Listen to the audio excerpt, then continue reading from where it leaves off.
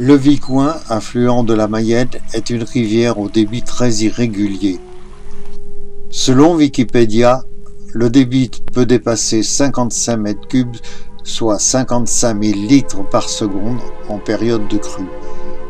Mais en période de sécheresse comme celle que nous connaissons en cet été 2017, il descend jusqu'à 18 litres seconde.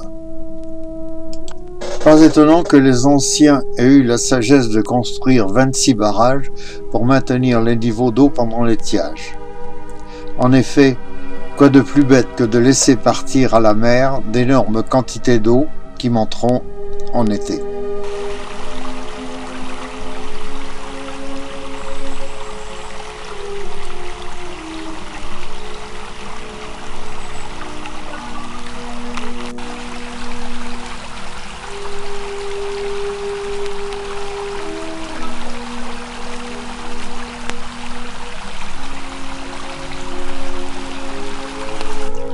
Il n'y a pas si longtemps, des irresponsables prétextant que l'agriculture se porterait mieux avaient arraché les haies pour laisser passer des engins agricoles.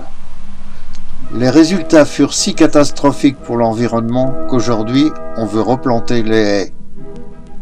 Maintenant, voilà que d'autres commettent la même erreur en détruisant les barrages qu'il faudra reconstruire demain. La plupart des arguments utilisés comme prétexte pour casser les barrages sont mensongers. L'opération Vicoin en est la preuve flagrante.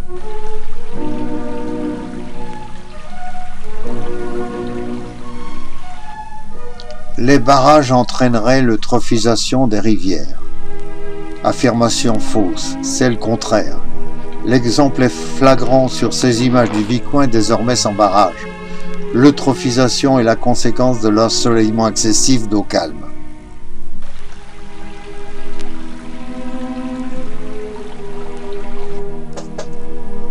On prétend que les seuils augmenteraient la pollution. Il nous faut rappeler qu'au XIXe siècle, les moulins et leurs seuils étaient bien plus nombreux qu'aujourd'hui. Le poisson était abondant. On pêchait aussi bien l'écrevisse que l'anguille.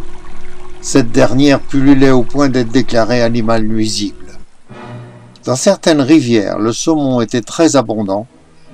La consommation banalisée à tel point qu'une clause dans les contrats de travail des employés nourris limitait à 2 fois par semaine les repas au saumon.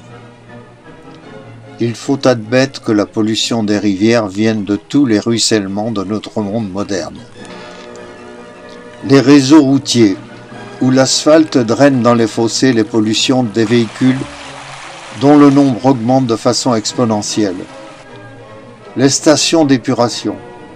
Autrefois, seule une partie des riverains dispensait ces déjections dans les cours d'eau. Ces rejets naturels étaient facilement digérés par les rivières et les poissons. De nos jours, les stations épurent les déjections de la quasi-totalité des populations et les eaux résiduelles se déversent dans les mêmes rivières. Le problème est que les eaux rejetées ne sont pas chimiquement pures. Ainsi, dans la Seine, des poissons ont changé de sexe. Il y a aussi le ruissellement des intrants agricoles. Certes, ils sont en diminution, mais ceux-ci sont toujours présents. La suppression des barrages ne saurait améliorer la qualité de l'eau, et l'exemple du Vicoin est bien mal choisi. Personne ne s'est posé la question de savoir combien de stations d'épuration se déversent dans cette rivière si fragile. Avec un débit supposé en cet été sec de 18 litres par seconde, le Vicoin est-il capable d'absorber les rejets de ces stations qui dépassent à n'en pas douter en mètres cubes le débit de la rivière? Il faut donc admettre que dans le cas présent, le volume d'eau 1000 fois supérieur retenu par les seuils était bien plus favorable à la dilution de toutes ces eaux résiduelles. La circulation des poissons serait entravée par les seuils. Les crues et inondations régulières, par les débordements qu'elles entraînent, permettent aux poissons de circuler dans les deux sens. La destruction des seuils et vannages n'est-elle pas un non-sens? N'aurait-il pas été plus judicieux, à titre d'essai, d'ouvrir simplement toutes les vannes? L'opération gratuite pour la collectivité aurait eu le mérite d'être réversible. Alors qu'on nous annonce des périodes de sécheresse à répétition, n'est-il pas absurde de détruire des réserves d'eau si indispensables en cas d'incendie?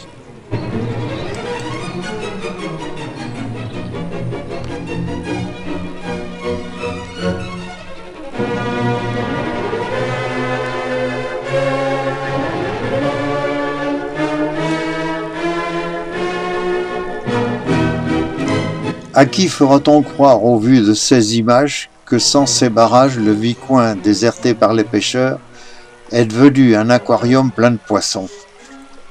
Avec la suppression des seuils, il doit manquer environ 1,50 m à 2 mètres d'eau dans le Vicoin. Les poissons que l'on cherche à introduire peuvent-ils survivre quand ils n'ont plus d'eau? Les pêcheurs privés de leur barque doivent circuler désormais à pied.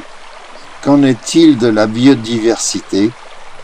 Quand disparaissent tous les cyprinidés, gardons, rotangles, tanches, carpes, brèmes et barbeaux, ainsi que les carnassiers, brochets, perches et cendres. Ces espèces ont besoin pour survivre d'au moins 50 cm d'eau. Il restera aux pêcheurs la possibilité de ramasser à la main les petits poissons piégés dans les pierres.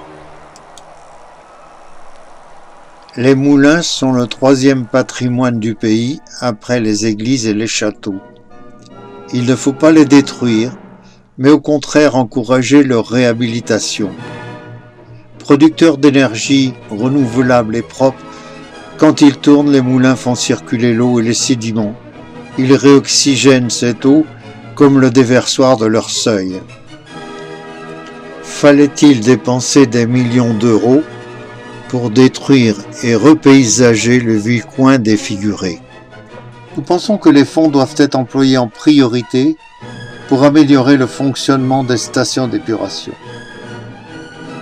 Pourquoi pas subventionner la réhabilitation des moulins et de leurs seuils pour remettre les roues en production d'énergie verte et renouvelable quand le débit est suffisant? Le patrimoine serait ainsi protégé et la rivière se porterait mieux.